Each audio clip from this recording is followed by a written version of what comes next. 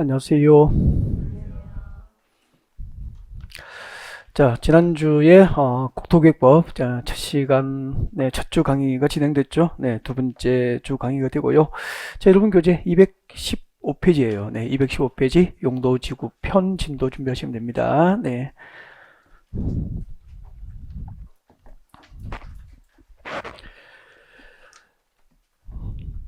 자, 지난주에 국토교육법상 국토계획 체계에서 도시군 관리계획 내용에 대해서 이제 구체적으로 학습이 이루어졌습니다.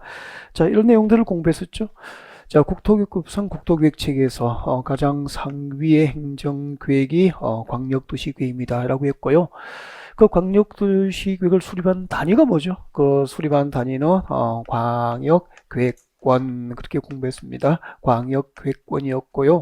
자, 이후 터위는 두 개의 생의 도시 공간 전부나 일부를 하나의 단위로 묶어주면 광역계획권이었고, 그 지정된 광역계획권 단위로 장기적인 발전 방향을 제시하기 위해서 수립하는 국토계획을 광역도시계획이다. 그렇게 학습했어요. 네. 자, 그리고 그 광역도시계획이 수립된 지역이라면은 이제 그 수립된 광역도시계획에 부합될 수 있도록 한 개의 도시나 군 단위로 다시 국토는 계획이 됩니다. 그것을 우리는 도시군 계획이다라고 했고, 그 도시군 계획에는 두 가지가 있죠. 도시지역과 군지역의 장기적인 발전 방향 그리고 목표를 제시합니다. 무엇이었죠? 도시군 기본계획이었죠. 네, 도시군 기본계획이다라고 했었고요. 자, 이 기본계획에 의해서 도시지역과 군지역의 장기적인 발전 방향과 그 목표가 제시가 됩니다. 되면은 그 기본계획에 부합될 수 있도록 그 도시지역과 군지역을 관리하기 위해서 구체적인 정책을 6가지로 제 정책으로 입안하고 이제 결정할 수 있는 행정계획을 도시군 관리계획이다라고 공부를 했었고요. 그 6가지 도시군 관리계획 내용 전부를 지난주에 구체적으로 이제 학습하는 방법으로 강의가 진행이 됐었다고요. 네, 그럼 오늘은 그 도시군 관리계획 내용 중에서 1번이 이제 이것이었죠.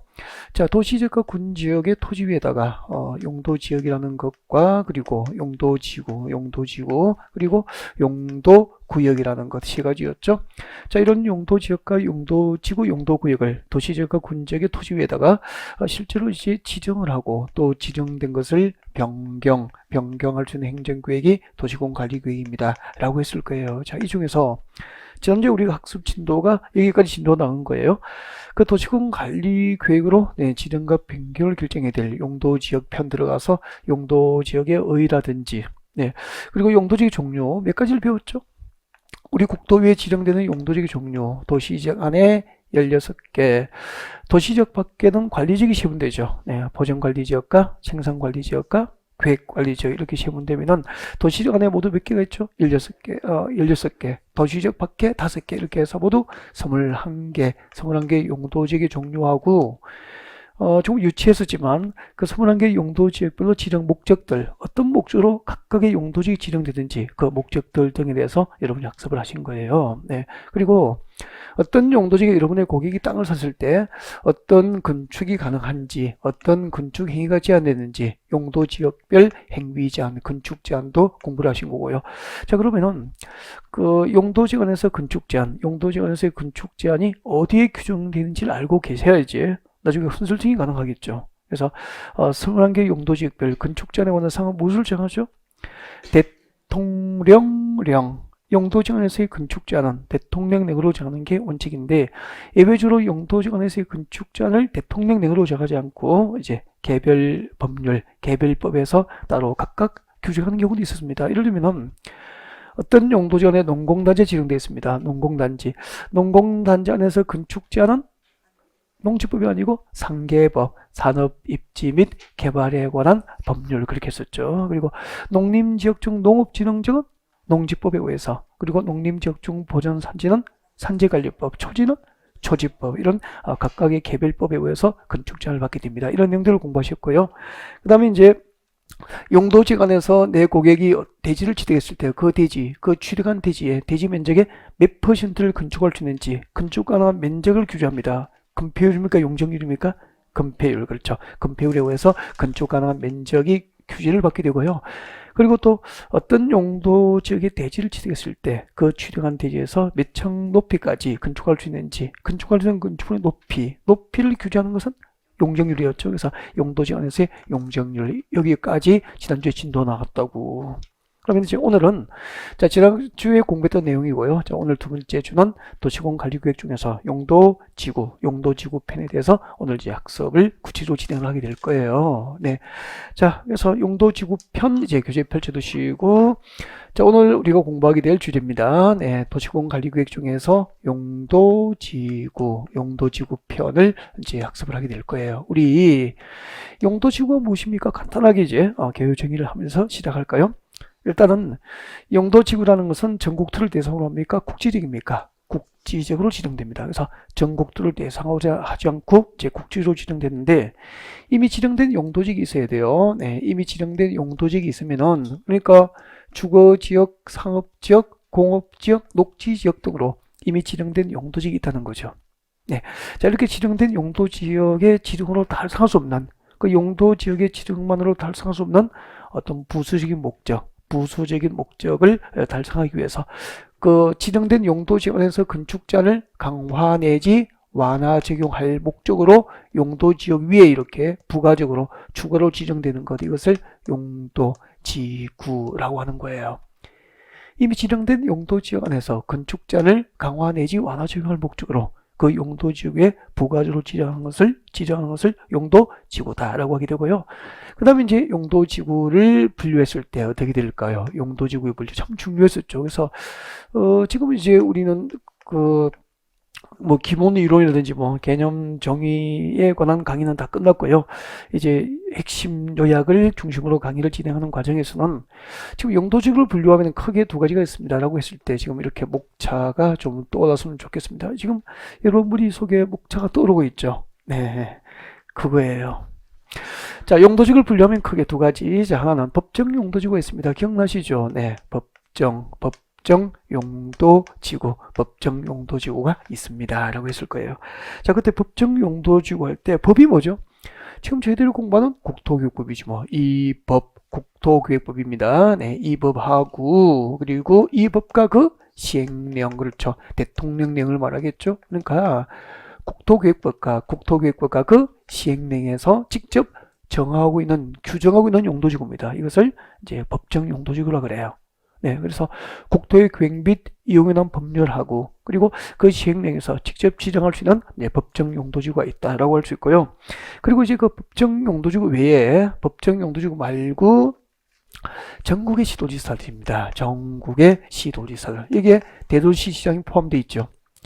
전국의 시도지사들은 시도별로 이제 지역 여건상 필요하면은 시도의 지역 여건상 필요에 의해서 그렇게 되죠. 지역 여건 시도의 지역 여건상 필요하면 자 국토계획법과 그 시행령에 규정된 법정 용도지구 말고 이 법정 용도지구 말고 네, 용도지구의 신설 새로운 용도지구의 신설을 네, 도시공관리구역 시도 도시공관리구역으로 네, 결정하여 고시할 수 있다 그렇게 되죠. 그러면은 여러분 시도지사 할 때 이 시도지사에는 당연히 서울특별시장 포함되어 있겠죠.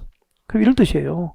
우리 서울시장은 서울시 지역 여건상 필요하다면은 국토계획법과 그 시행령에 규정된 법정 용도지구 말고 경기도에도 없고 인천광역시에도 없는 서울에만 있는 새로운 용도지구 신설을 서울시 도시공관리구역으로 결정해서 고시할 수 있다는 거죠. 이렇게 시도별로 지역 여건상 필요에 의해서 신설되는 용도지구도 있다 그렇게 하셔야 돼요. 그래서 용도지구를 분류하면은 국토계획법과 그 시행령에 규정된 법정 용도지구하고 시도별 지역 여건상 필요에 의해서 이렇게 새로 신설될 수 있는 용도지구도 있다 그런 이야기예요. 그래서 지금 이런 교재 215페이지 보세요. 자, 215페이지 오른쪽 하단에 보세요. 오른쪽 하단에 보시면 이제 양괄호 이용해서 용도지구 분류가 나와 있고 첫 번째 제목이 법정 용도지구는 그때 법이 뭐죠? 국토계획법과 그 시행령이에요. 이렇게 국토계획법과 그 시행령에 의해서 법정 용도지구가 있는데 자 그때 이제 국토의 계획 및 이용에 관한 법률 자 이 법률로 네, 용도지구를 몇 개를 만들었죠? 9개 가로 안에 들어가세요. 국토의 계획 및 이용에 관한 법률 규정에 의해서 9개 용도지구를 법률로 만들게 된 거예요. 자 그 첫 번째 용도지구가 박스에 들어있습니다. A가 뭐죠? 경관지구부터 시작해가지고 책자를 넘겨보세요. 자, 216페이지 오시면 책절 넘겨서, 네, I, 복합용도지구까지 9개가 돼요. 그 9개를 일단 국토교육법으로 그 9개 용도지구를 만들게 되는데, 일단은 그 9개 용도지구를 암기를 하셔야 됩니다. 9개 용도지구 저희들 오랜만에 복습할까요? 네, 이렇게 했었죠. 자, 화재를 경고하는, 화재를 경고하는, 그렇게 했었죠. 화재를 경고하는, 네, 특별보도가 있었습니다. 화재 경고 특보. 화재를 경고하는 특별보도가 있었으니까 개복치라고 이었었죠. 개복치. 전국의 개들도 복종하고 취하여라. 그렇게 해서 개복치 그렇게 웃을 거예요. 자, 이제부터 이제 화재를 경고하는 특별보도가 있었다. 개들도 복종하고 취하여라. 그렇게 해서 웃을 텐데, 같이 한번 할까요? 이제는 말할 수 있잖아. 책 보지 않고. 그죠? 네, 같이 해보죠. 이걸 늘 책 보고 있으면 안 되죠. 가장 기본적인 거, 용도지구 종류 정도는 기본이 되어 있어야 되죠. 자, 시작합니다. 뭐죠? 방화지구, 방제, 그렇죠. 방제지구입니다. 그 다음에 경관지구죠. 경관지구. 그리고 고도지구. 좋아요. 특정 용도 제한지구. 제한지구입니다. 보존지구입니까? 보호지구입니까? 보호지구. 그리고 개발진흥지구. 복합용도지구. 그리고 취락지구. 그렇게 되죠. 좋아요. 근데 특정 용도 제한지구 할 때 한 40% 정도는 좀 자각하지, 끝이 들리지 않았어. 특정 용도 제한지구. 복합용도지구입니다. 정확하게 명칭을 기억했으면 좋겠습니다. 알겠죠? 이렇게 9개를 무엇을 지정했죠? 국토의 계획 및 이용에 관한 법률로 이렇게 9개를 만들게 된 거예요. 이 중에서 대통령령으로 세분되는 게 있죠? 대통령령으로 세분되는 게 5개가 있습니다. 그 5개 경방보치개 그렇게 웃었죠. 그래서 여러분 교재 216페이지 보세요. 216페이지 니은번을 보시면은 니은번에 용도지구의 세분이라고 나와 있을 거예요. 찾으셨죠? 용도지구 세분에 보시면 박산에 들어오세요. 박산에 들어오시면은 경관지구부터 방제지구 그렇게 해서 개발지구까지 첫 글자 머리 글자 동그라미 하시고 읽어보십시오. 경방보치개. 그 5개가 쉬면 되는 거예요. 네, 경방보치개. 경관지구. 그리고 방제지구. 보호지구. 취락지구. 그리고 개발진흥지구는 대통령령으로 그 용도지구가 세부적으로 나눠서 지정될 수 있는 거죠. 네, 그래서 그때 이제 대통령령으로 세분된 거 5개, 이 5개도 꼭 기억하셔야 됩니다. 예를 들면 시험 이렇게 나와요. 그대로 나옵니다. 경관지구, 방제지구, 보호지구, 네, 취락지구, 그리고 개발진흥지구는 대통령령이 정한 바에 따라서 세분 지정될 수 있다. 믿겠습니까? 그렇게 되죠. 특히 이제 뭘 조심해야 되냐면은 경방보치라고 외웠는데 그때 방은 방화지구입니까? 방제지구입니까? 방제지구. 그러니까 방제지구는 대통령령으로 세분되지만 네, 방화지구는 세분 지정 대상이 아니에요. 그리고 그 가끔 이제 그 수정되지 않은 기출문제집에 보면은 고도지구가 그 최고고도지구나 최저고도지구로 세분된다고 나와 있는 것도 있다고.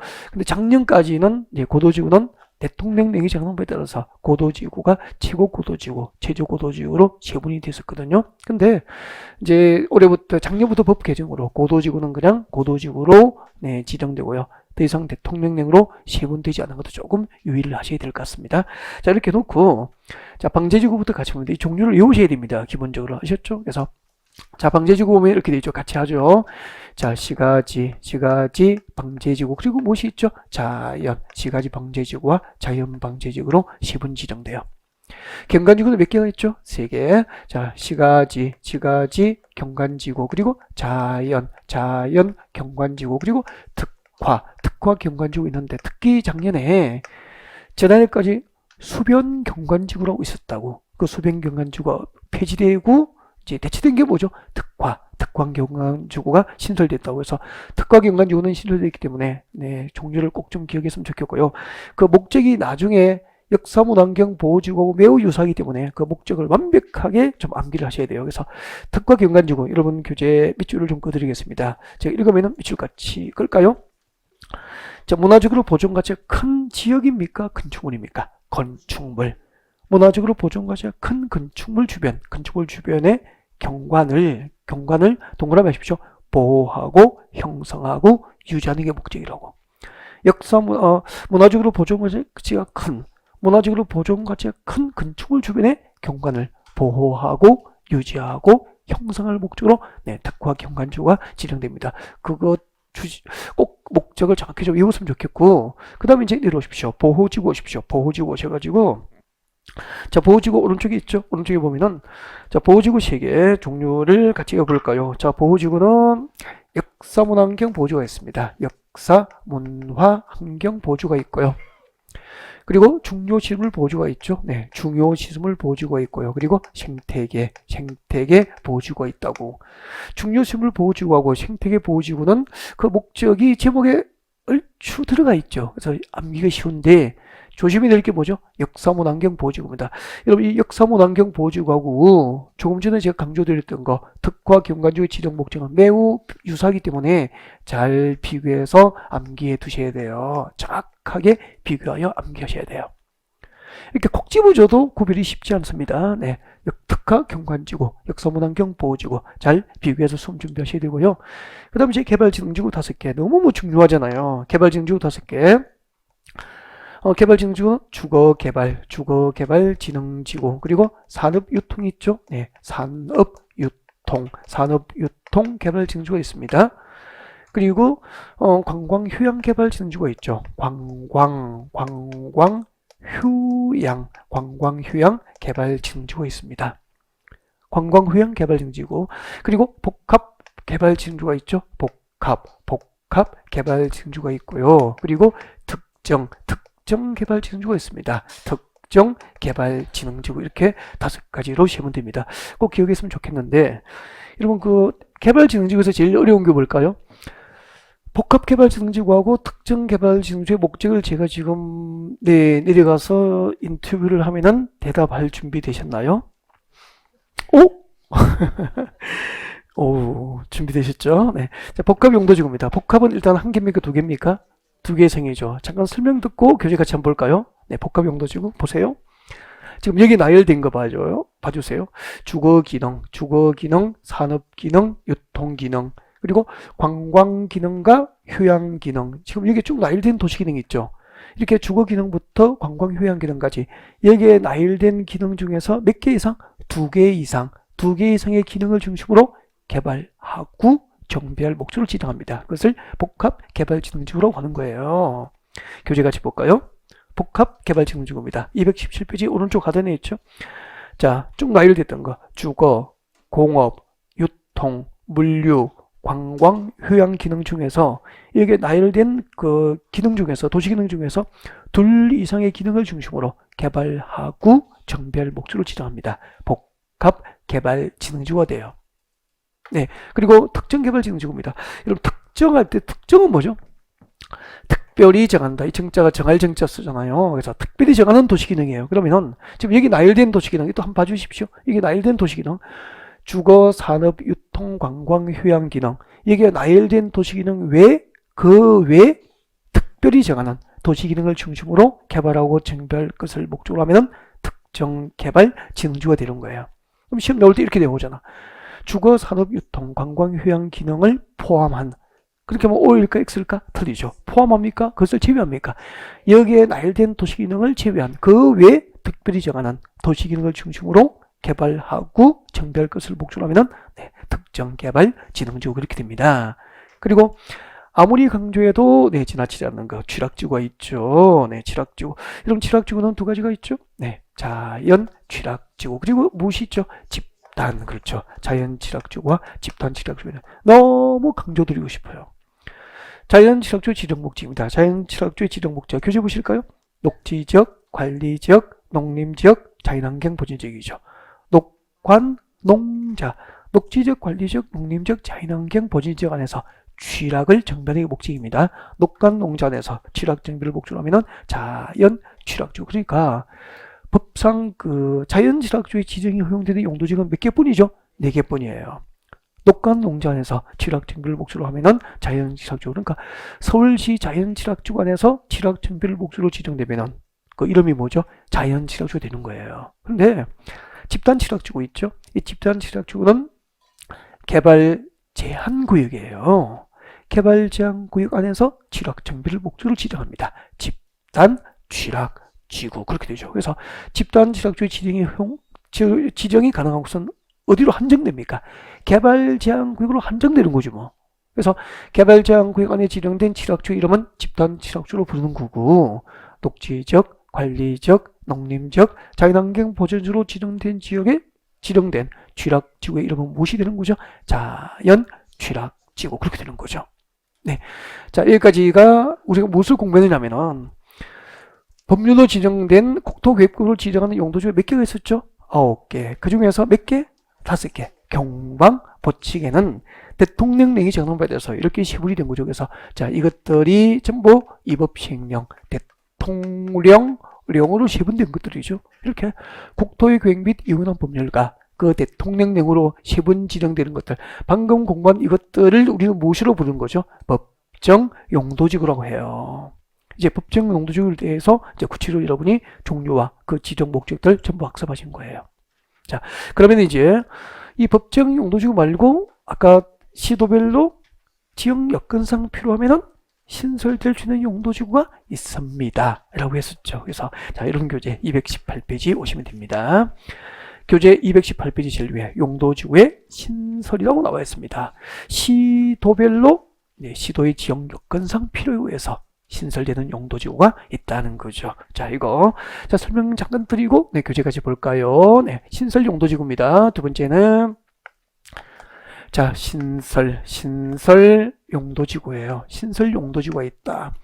법정 용도지구 외에 새로 신설되는 용도지구가 있다는 거죠. 어디서 가능하죠? 시도별로 가능합니다. 전국의 시도지사 그리고 대도시시장들은 그렇게 됐었죠. 여기에 대도시시장 포함되어 있고요. 자, 전국의 시도지사, 대도시시장들은 시도나 대도시의 지역 여건이죠. 지역 여건상 필요하면 그렇게 돼요. 전국의 시도지사, 대도시시장들은 시도나 대도시 지역 여건상 필요하면은 법정 용도지구 외에 새로운 용도지구의 신설을 도시공관리구역으로 결정하여 고시할 수 있다. 그렇게 되죠. 그래서 이렇게 했죠. 자, 시도지사에는 서울특별시장 포함되기 때문에 우리 서울특별시장은 서울시 지역 여건상 필요하면은 경기도에도 없고 인천광역시도 없는 서울에만 있는 새로운 용도지구의 신설을 서울시 도시공관리구역으로 결정하여 고시할 수 있다는 거예요. 그 다음에 그때 이제 신설 용도지구 세부적으로 아셔야 됩니다. 이 신설 용도지구의 명칭, 용도지구를 만들었으니까 이름이 필요하겠죠. 그 신설 용도지구의 명칭이라든지 그리고 그 신설 용도지구를 왜 지정했는지 지정 목적이라든지 그리고 그 신설된 용도지구의 토지 소유자에 대해서 어떤 건축을 제한할 것인지 신설 용도지구에서 건축 제한 이 세 가지 있죠. 이 세 가지는 무엇을 정하죠? 그렇죠. 시도조례로 정하도록 그렇게 하고 있는 거죠. 신설 용도지구 안에서의 건축 제한에 관한 사항은 시도조례로 정한다라고 되어 있습니다. 그러니까 서울시 조례로 서울시에서 법정 용도지구 왜 용도지구가 신설된다면은 그 신설 용도의 이름 그리고 그 지정 목적 그리고 신설 용도지구 안에서 어떤 건축을 제한할 것인지는 서울시 조례로 정하도록 한다. 그런 이야기 되죠. 여기까지 완벽하게 좀 아셨으면 좋겠습니다. 이런 교재 같이 한번 읽어드릴까요? 네. 218페이지고요. 자, 218페이지 왼쪽 상단에 나와 있습니다. 신설 용도지구 같이 보죠. 자, 전국의 시도지사, 대도시시장들은 지역 여건상 필요하면 이게 뭐죠? 신설 요건이 되겠죠.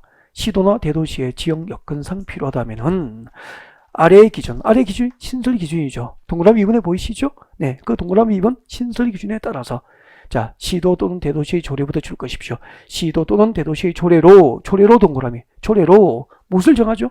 신설 용도지의 명칭 미칠 것죠. 그리고 신설 용도의 지정 목적 미칠 것죠. 그리고 신설 용도지구안에서 건축물이나 그 밖에 행위 금지 및 제한, 신설 용도지구안에서 건축 제한에 관한 사항을 정하여 밑줄 쭉 그십시오. 법정 용도지구 외 용도지구의 지정과 변경을 시도 도시군관리구역으로 결정 고시할 수 있다는 얘기입니다. 이해가 됐습니까? 네. 벌써 뭐 3번 정도 네, 반복해서 설명을 드린 거죠.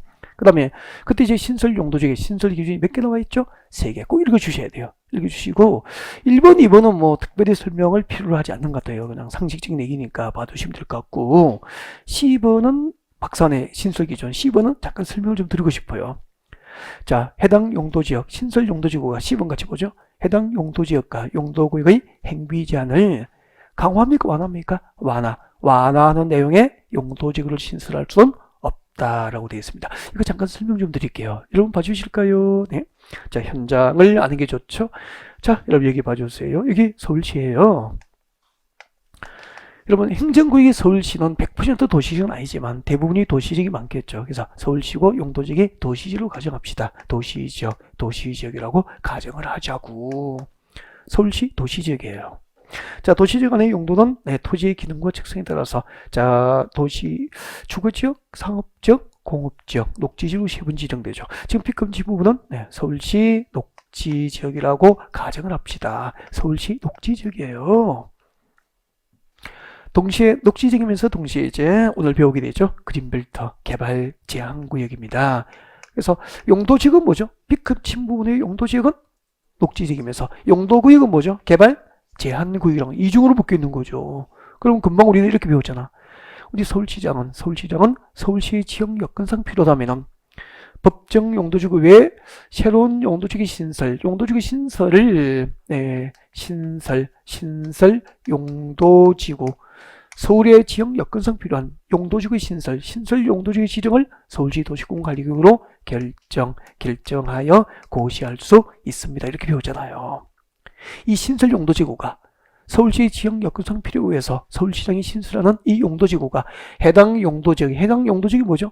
녹지지역이잖아. 해당 용도구역은 뭐죠? 개발제한구역이죠.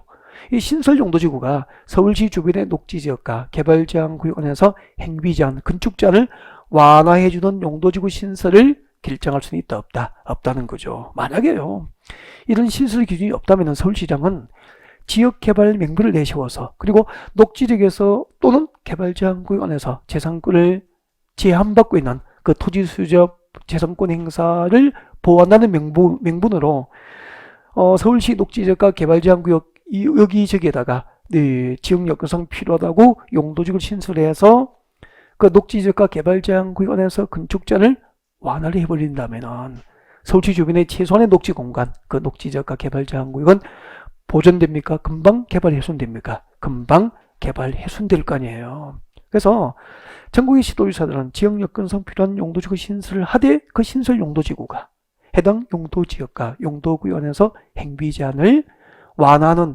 선심행정용 용도지구 신설을 해서는 아니 된다라고 신설 규칙을 만든 거죠. 이해가 되죠? 신설 용도지구가 해당 용도지역과 용도구역 안에서 행위 제한을 완화하는 내용의 용도지구를 신설하지는 아니할 것. 그렇게 기준을 정하게 된 거예요. 지금 우리 용도지구 몇 가지를 배운 거죠? 크게 분류하면 2가지. 자, 국토계획법과 그 시행령에 규정된 법정 용도지구가 있습니다라고 배웠고요. 그리고 법정 용도지구 외에 시도별로 지역 여건상 필요에 의해서 신설 용도지구가 있습니다라고 하는 것을 금방 공부한 거죠. 그 다음에 이제 3번째 공부하셔야 될 게 방제지구 의무 지정이 나와 있을 겁니다. 방제지구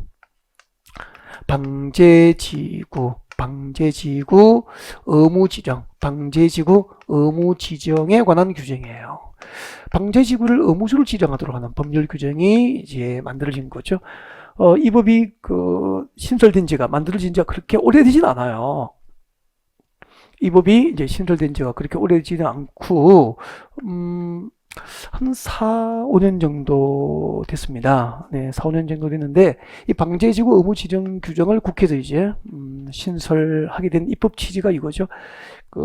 세월호 사건을 겪으면서 우리 사회의 화두가 안전이라는 게 이제 화두가 됐죠. 그래서 이제 전국의 지도지사들에금 방제지구는 글자 그대로 재해를 예방할 목적으로 만든 용도지구잖아요. 그래서 재해를 예방할 목적으로 방제지구 지정을 의무화시켜서 그 시도지사와 관할 구역 안에서 반복적인 재해가 발생하지 않도록 하기 위해서 방제지구 지정이 의무화되는 법률 규정이 만들어졌다라고 보면 돼요. 그래서 어떤 지역에 대해서 어떤 요건에 해당한 지역에 대해서 방제지구 지정이 의무화되는지, 그리고 방제지구 지정을 위한 도시군 관리구역에 무엇을 포함시켜서 재해가 발생하지 않도록 만전을 기하도록 하는 입법이 이루어지는지 라고 하는 내용을 보시면 되죠. 아주 쉬워요. 교재같이 볼까요? 네. 자, 방제지구 의무 지정이죠. 네. 읽어보겠습니다. 218페이지 중간 동그라미 3번 규정이죠. 자, 전국의 시도지사, 대도시시장들은 미칠 것이면 되죠. 전국의 시도지사, 대도시시장들은 미칠 것이고, 방제지구 지정을 이제 하는 지정 의무자가 되겠죠. 지정 의무자. 자, 전국의 시도지사, 대도시시장들은 손 떼시고, 손 떼고, 연안 침식이 진행 중이거나 우려되는 지역 등 다음의 지역 줄 것죠. 다음의 지역에 대해서 밑줄 쭉 보시면 되죠. 다음의 지역에 대해서 방제지구 지정과 변경을 도시군 관리로 결정할 수 있습니까? 해야 합니까? 해야 한다. 여기까지 쭉 보면 되죠. 방제지구 지정이 의무화된 거죠. 자, 다음의 지역 박선에 2개 있습니까? 네, 박선에 들어오시고요. 박선에 기업과 니은을 묶어서 의무 지정 대상이 됩니다. 방제지구 지정의 의무 지정 대상이 되는 거죠. 의무 지정 대상이 됩니다.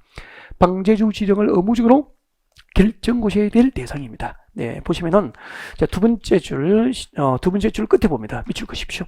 두 번째 줄 끝에 기억번 연안관리법상 연안침식관리구역이 지정된 지역이에요. 연안관리법에 의해서 연안침식관리구역, 침식관리구역이 지정된 지역이죠. 연안침식관리구역으로 지정된 지역에 대해서 자, 여러분 제가 그 지난주인가 이런 얘기를 한 적이 있죠. 지금 그 수업 시간에 가끔 이야기 드려요. 제가 우리 그 동해안, 네, 한반도의 동해안의 그 해수면은 지구 온난화 때문에 점차 그 해수면이 높아지고 있는 거 우리 다 알고 있잖아요.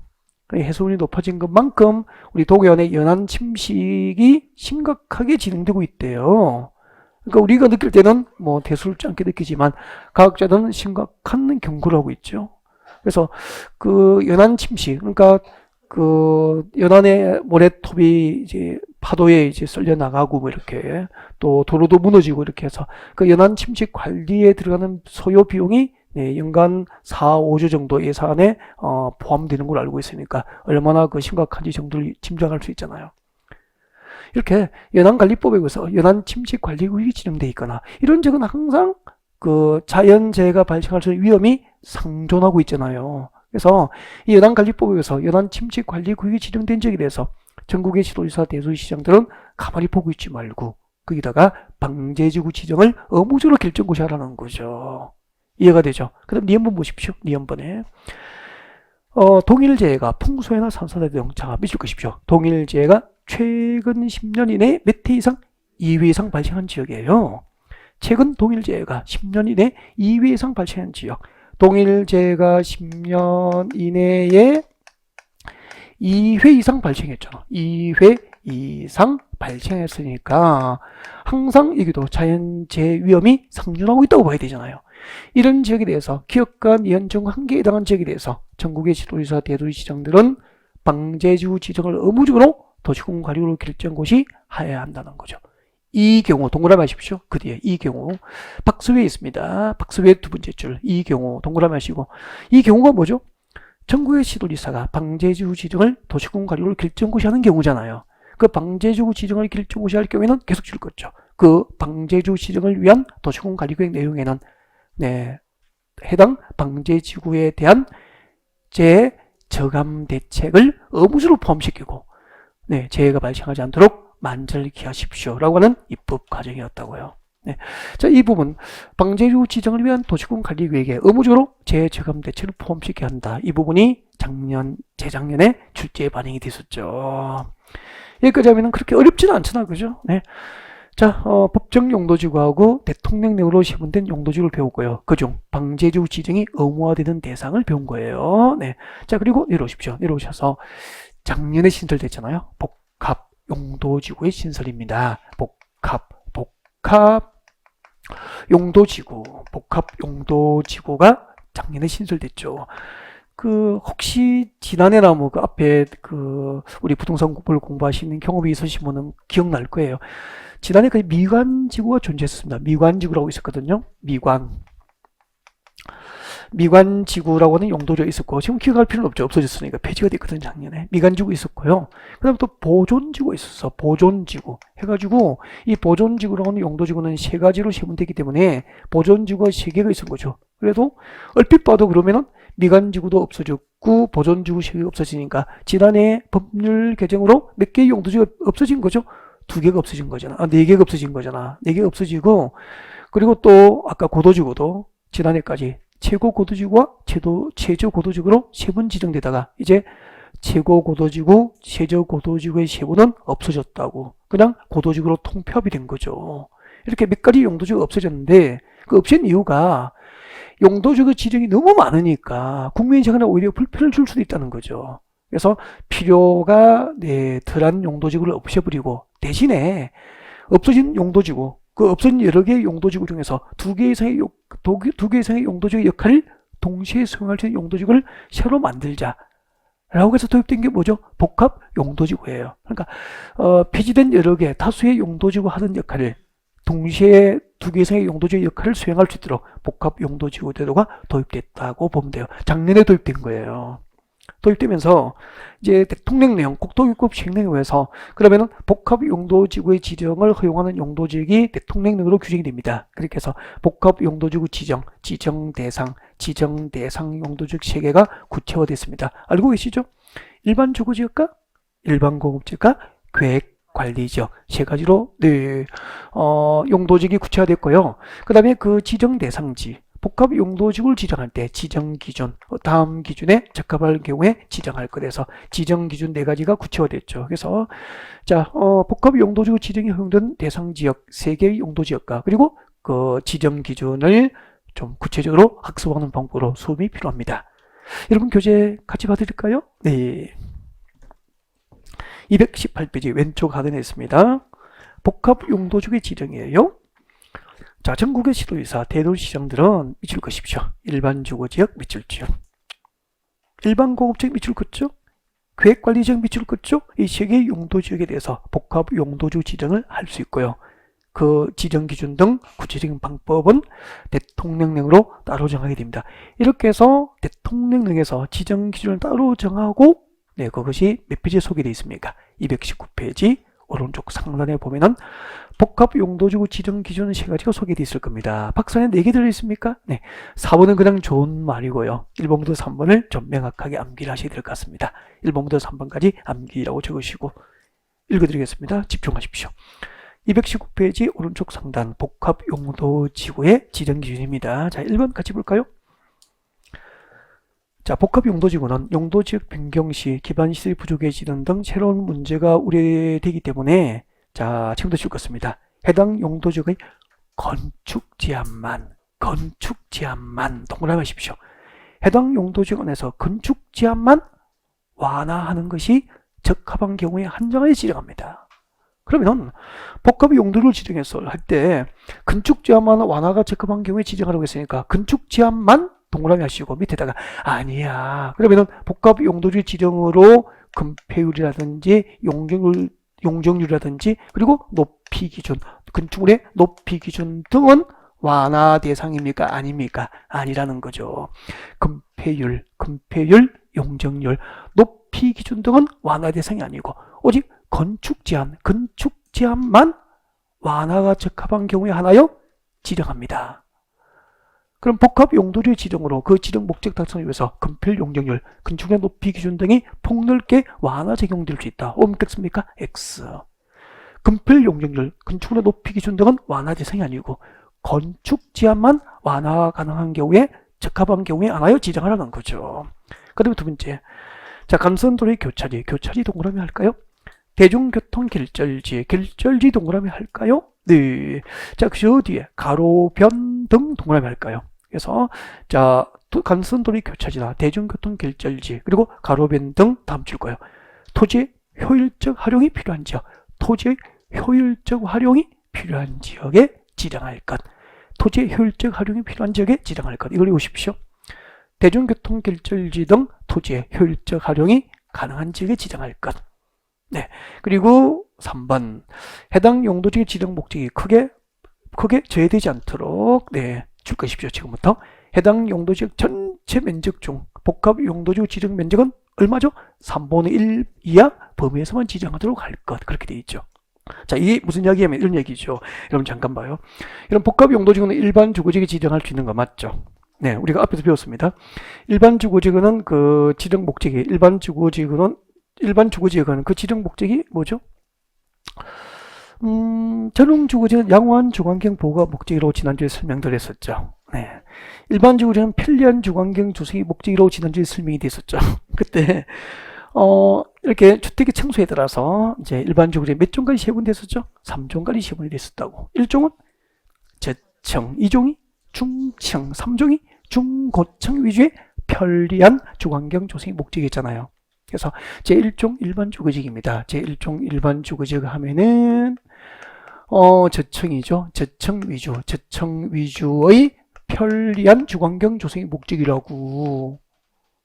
근데 그 일반 주거지역의 대부분이 거의 뭐 한 3분의 2 이상, 이거 대부분이 복합 용도지를 지정해버리면은 이 적은 토지 면적으로 저층 위주의 편리한 주거환경 조성이 가능해요? 불가능해요?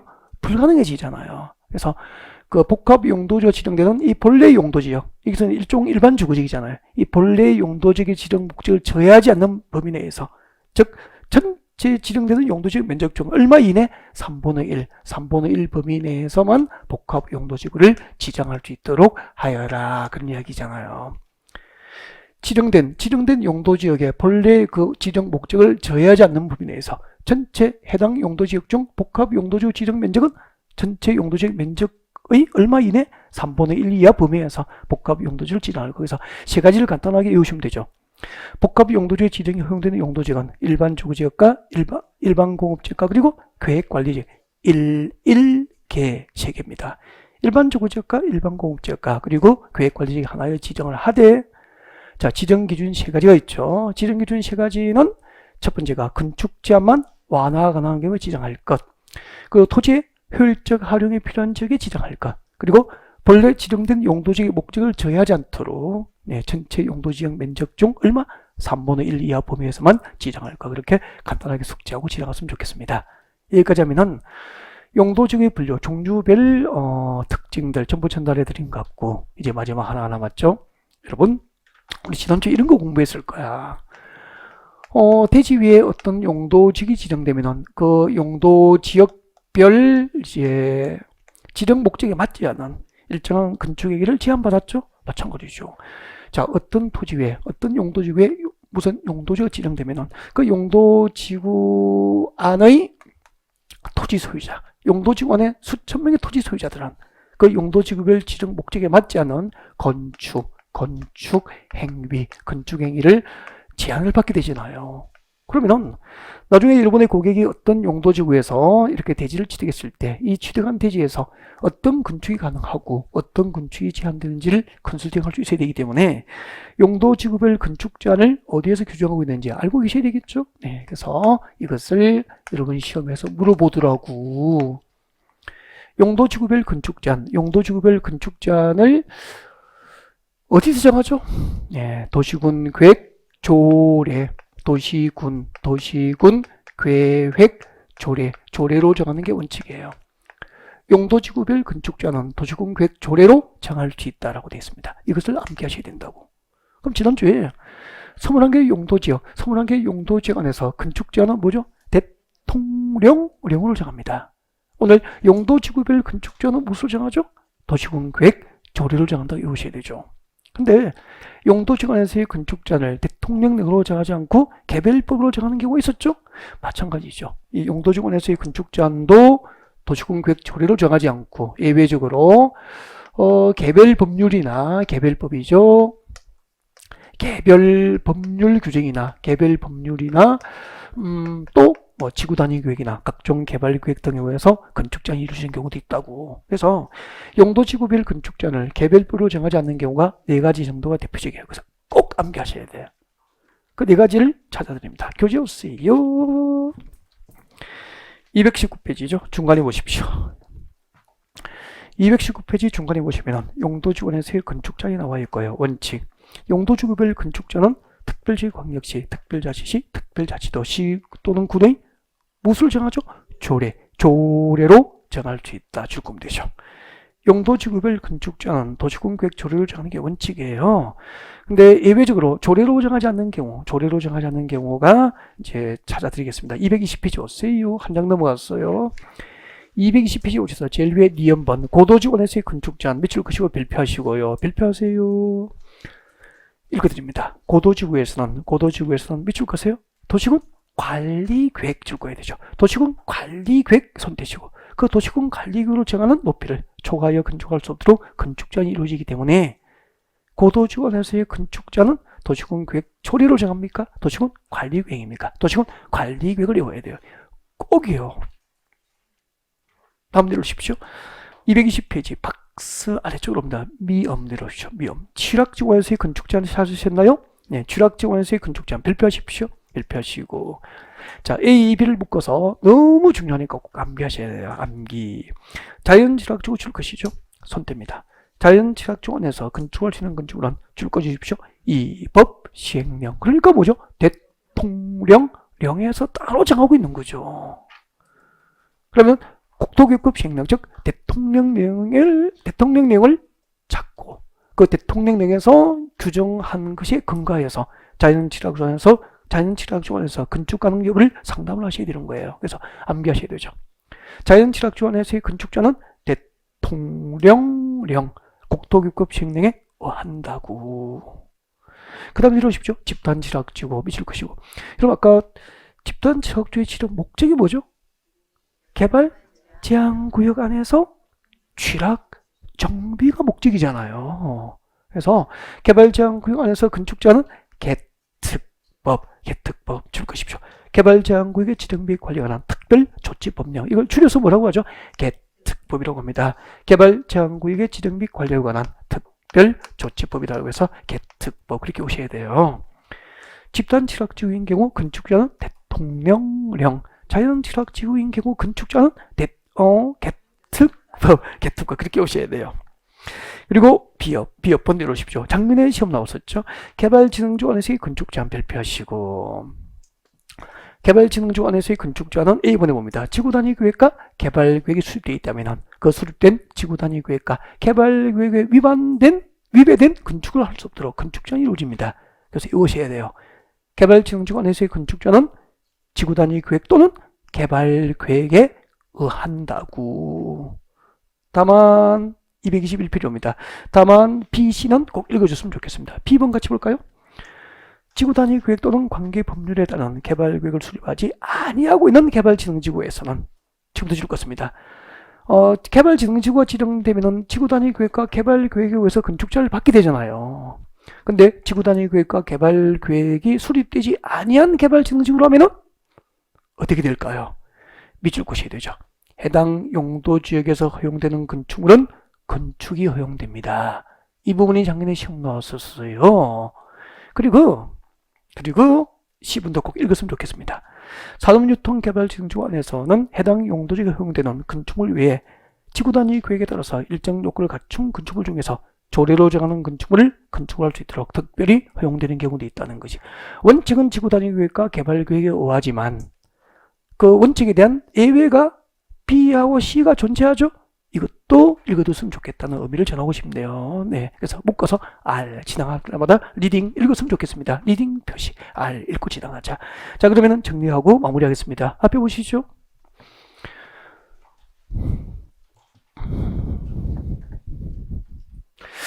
지금 여러분이 수험 준비에 출제 가능한 범위를 기본서에서 간추려서 딱 출제 가능한 영역 범위까지 정확하게 범위를 지금 제시하고 있는 거예요. 지금 이 정도는 최소한이에요. 알겠죠? 수험 준비를 위한 최소한이고, 최소한만 준비를 하셔도 여러분은 80점 이상은 득점을 할 수 있는 거죠. 재수없이 찍어서 틀렸어. 70점 낮아질 수도 있고, 떨어서 평소 실력을 발휘를 못하고 또 틀려서 60로 낮을 수도 있고. 근데 그날따라 그냥 너무 긴장해서, 그죠? 제대로 실력 발휘를 못하다 최악의 경우에도 50점을 넘어서 살아돌 수 있는, 네, 그런 자료로 생각하시면 되겠네. 자, 학습은 그 믿음으로 시작하는 거죠. 자, 시작하겠습니다. 개별법. 용도지구별 건축자를 조례로 정하지 않고 개별법으로 정하고 있는 거 네 가지를 정리해 드렸거든요. 금방 치과 알려드렸다고 발표해 주고 같이 볼까요? 네. 여러분, 용도지구 중에서 고도지구입니다. 고도지구 안에서의 건축자는 도시군 계획 조례가 아니고 뭐죠? 도시군 관리계획이죠. 도시군 관리계획에 의해서 건축자를 받게 됩니다. 이것을 암기하셔야 돼요. 고도지구 안에서의 건축자는 도시군 관리계획이 정한 높이, 그 높이를 초과하여 건축할 수 없도록 건축장이 이루어지게 됩니다. 두 번째, 자연취락지구 맞습니까? 네, 자연취락지구였죠. 자연취락지구 안에서의 건축자는 뭐죠? 대통령령, 즉 국토교육법 시행령이 정하는 바에 따라서 건축장을 받게 됩니다. 그리고 세 번째 집단 취락지구였죠. 집단 취락지구인 경우 건축자는 무엇이죠? 개특법. 정식 명칭이 어떻게 되죠? 개발 제한구역의 지정 및 관리에 관한 특별조치법. 그렇게 되죠. 네. 그리고 네 번째입니다. 네 번째는 개발진흥지구였죠. 개발진흥지구 안에서의 건축자는 지구 단위 계획 또는 관계 법령에 따라서 수립하게 될 개발계획에 위배하여 건축할 수 없도록 건축장이 이루어지게 되죠. 그럼 여기는 이제 우리가 1, 2월, 3, 4월 강의할 때 이렇게 수업을 들었을 거예요. 잠깐만. 개발진흥지구는 용도지구 맞죠? 개발진흥지구가 신도시 개발을 위해서 일정한 요건을 갖춘다면은 지구 단위 계획을 지정할 수 있게 되잖아요. 맞죠? 그럼 지구 단위 계획이 지정되면은 그 개발진흥지구, 지구 단위 계획이 지정된 그 개발진흥지구는 그 일부 지역 단위의 개발 계획인 지구 단위 계획을 결정한 곳이 하게 돼요. 그 지구 단위 계획에 의해서 이 개발진흥지구 안에서 허용되는 건폐율, 용적률, 건축의 용도, 규모 등을 다 정하게 되는 거죠.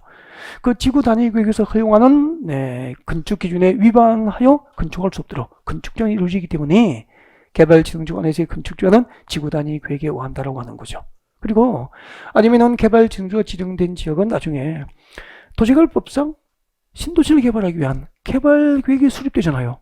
그럼 그 개발계획에 위반된 건축행위는 허용할까요? 제한할까요? 당연히 제한하겠죠. 그래서 개발진흥지구 안에서의 건축자는 지구단위계획과 개발계획에 의한다라고 하는 거죠. 그럼 봐요. 이 5개, 4개전 4개. 이 4개를 꼭 외우시고, 잠깐. 여기에 해당하지 않은 용도지구는 전부 건축자는 대부분 무엇에 의해서 이루어집니까? 도시군 계획 조례에 의해서 건축자는 시험 이렇게 나온다고. 자, 국토교육법상 국토의 계획 및 이용에 관한 법률상 용도지구 중에서 도시군 계획 조례에 의해서 도시군 계획 조례가 정한 바에 따라서 건축제한을 받는 것으로 알맞은 것은 도시군 계획 조례가 정한 바에 따라서 건축제한을 받는 용도지구로 알맞은 것은 1번 고도지구. 아니잖아요. 고도지구는 건축제한이 도시군 계획 조례입니까? 도시군 관리계획입니까? 도시군 관리계획. 2번 자연취락지구. 아니잖아요. 3번 집단취락지구. 아니잖아요. 4번 개발진흥지구. 아니잖아요. 5번 경관지구. 경관지구 여기 있어? 없어? 없죠. 여기에 해당하지 않으면 대부분이 도시군 계획 조례에 의해서 건축자를 받게 되는 거죠. 방화지구 있습니까? 없죠. 방제지구 있습니까? 없죠. 이런 것들은 전부 도시군 계획 조례가 정한 바에 따라서 건축 제한을 받는다 라고 하시면 되는 거잖아요. 문제를 그렇게 풀어가야 된다고. 그럼 나중에 우리 문제집에서 자, 이것과 관련된 문제가 준비되어 있겠죠. 그 문제를 가지고 다시 연습하고 이것을 다시 암기할 수 있는 기회를 갖게 될 거예요. 여기까지가 용도지구 편이었습니다. 도시군 관리계획 중에서 오늘 첫 시간에 뭘 공부했죠? 용도지구. 두 번째 시간에 용도구역 편으로 진도를 준비합니다.